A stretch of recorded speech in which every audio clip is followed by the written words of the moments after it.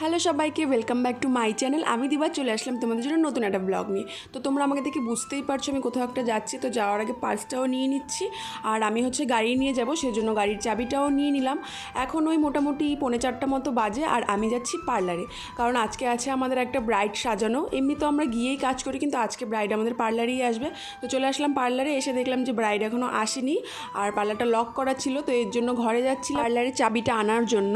তো এরপর মোটামুটি 5 মিনিটের মধ্যেই ব্রাইড ঢুকে গিয়েছিল, কিন্তু সেটার আমি কোনো আর ক্লিপ নিতে পারিনি। তো এই তো আমাদের ব্রাইড বসে গেছে সাজতে, দিদি সাজানো শুরু করে দিয়েছে, আর যথারীতি আমিও আমার কাজে লেগে পড়ি।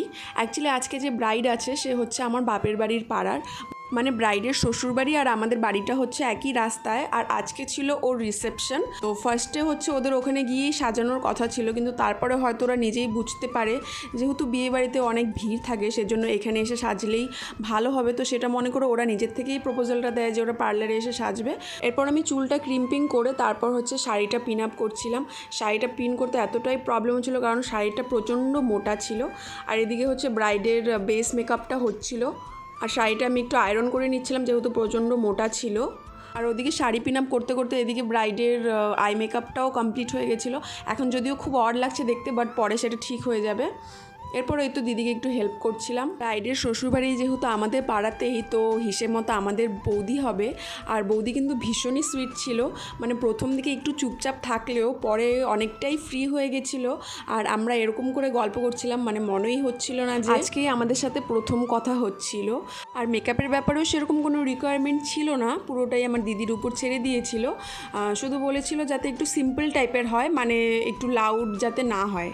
আর তারপর আমি ফুলগুলো রেডি করে দিচ্ছিলাম, আর আমার দিদি ফুলগুলো সেট করে দিচ্ছিল।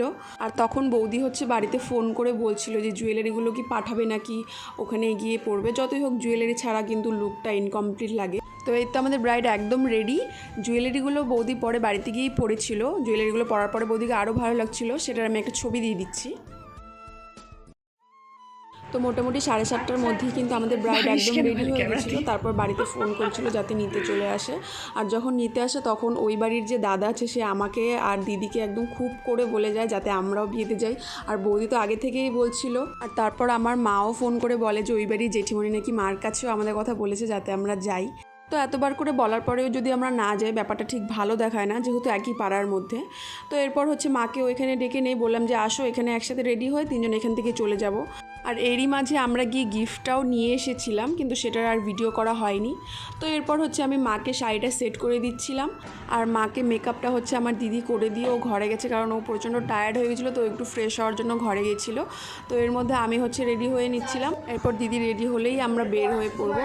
তো এই তো আমার মাও একদম কমপ্লিট রেডি, মাকে খুবই সুন্দর লাগছিল। আর এদিকে আমিও কিন্তু পুরোপুরি রেডি হয়ে গেছি। এখন দিদি রেডি হওয়ার জন্য আমরা ওয়েট করছিলাম। তাও আমাদের কিন্তু বিয়েবাড়ি যেতে যেতে মোটামুটি অনেকটাই লেট হয়ে গেছিলো, 10:30 মতন বেজে গেছিলো। আর দেখো এই তো আমরা চলে এসেছি বিয়েবাড়িতে। বিয়েবাড়িতে এসেছিলাম আমরা 4জন, মানে আমি, মা, দিদি আর নিশান। কী রে, এইটুকু গাড়ি চালাইতে আমার চুলটা এলোমেলো হয়ে গেল। তারপর বিয়েবাড়িতে ঢুকেই চলে গেলাম গিফটটা নিয়ে বৌদির কাছে দিতে, আর বৌদি কিন্তু আমাদের দেখে খুবই খুশি হয়েছিল। এরপর আমরা চলে যাই ফুচকা স্টলে, যেটা কিনা বিয়েবাড়িতে আমার ফেভারিট পার্ট, যেহেতু ফুচকা আমার ভীষণ প্রিয়। আর সত্যি কথা বলতে বিয়েবাড়িতে কিন্তু আমাদের একদম অকওয়ার্ড লাগছিল না, কারণ সব আমাদের পাড়ার লোক ছিল, সব পরিচিত লোক। এই যে আমার পাশে দাঁড়িয়ে যে ফুচকা খাচ্ছে এটাও আমার দাদাই হয়। তো আমরা খুবই এনজয় করছিলাম। তখন মোটামুটি 11:30 মতন বেজে গেছিলো, সেজন্য আমরা আর দেরি না করে সবাই মিলে খেতে বসে যাই। আর এই মেনু কার্ড। কিন্তু অদ্ভুত ব্যাপার হলো খাবারের সাথে মেনু কার্ডের অনেকটাই অমিল ছিল। তো যাই হোক আমার মাও চলে আসলো, বসে পড়লো। তো এরপর আমরা খাওয়া দাওয়া শুরু করি, আর আইটেমগুলোও কিন্তু ভীষণই টেস্টি হয়েছিল। আর এই দুষ্টটাকে দেখো তোমরা, ক্যামেরা দেখেই দুষ্টমি শুরু করে দিয়েছে। তো যাই হোক আইসক্রিম খেতে খেতে আমি আমার আজকের ব্লগটা এখানেই শেষ করছি। আমার ব্লগটা ভালো লাগলে অবশ্যই আমার চ্যানেলটাকে সাবস্ক্রাইব করে দিও, আর লাইক কমেন্ট শেয়ার করো। টাটা।